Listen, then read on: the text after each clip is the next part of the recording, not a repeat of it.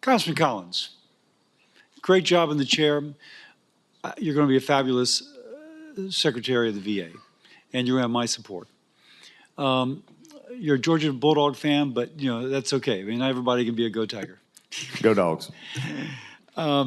Listen, I've been concerned because there's such a backlog in terms of people applying for VA disability benefits from whatever program there is. It just doesn't happen.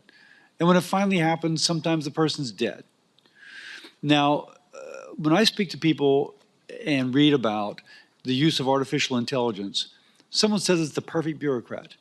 That once you set on the facts, it can process in a tremendous amount of information next to instantaneously and come up with the same decision based upon the same set of facts over and over and over.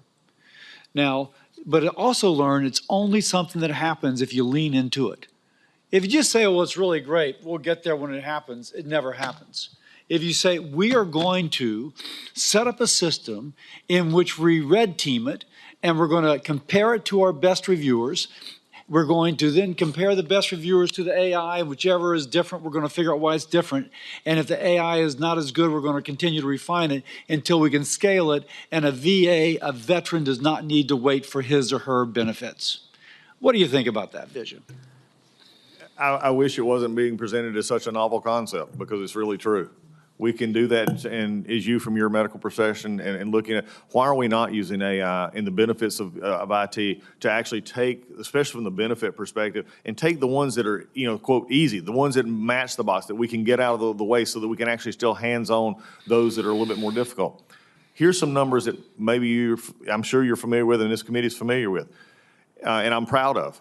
Under President Trump and the previous administration, the backlog on the benefits cases got down to 65,000, I believe. In the past 4 years, there's been 130,000 billion added to the budget and almost 70,000 employees. And right now there's a 265,000 backlog, down from almost, I believe, double that. We've went up with everything else.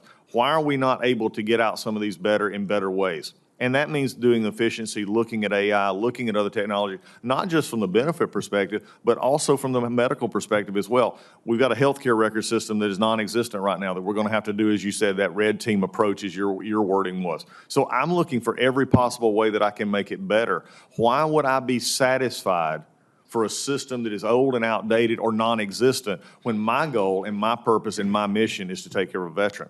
Now, let me suggest, because one thing that happens here is that the agency says, give us the money and we'll come up with a system. And then 2 years later, and then 2 years later, and then 2 years later till you finally pull the plug.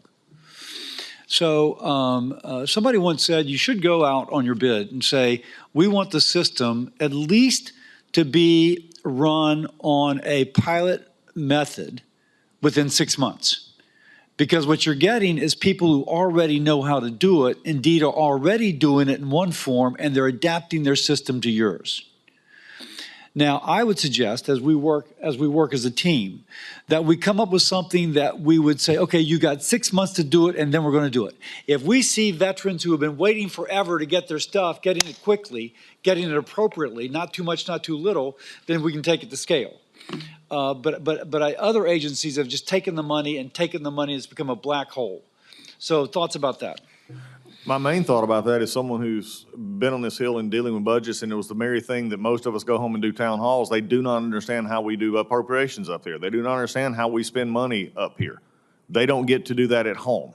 They don't get to do it with their own budget. So when we tell them, oh, we're spending money but show nothing for it, that's something that's a foreign concept, and I think it's fostered the distrust that we see. So for me, setting deadlines is the only way you get things done. Setting deadlines and appropriate measures and metrics are the way you get things done.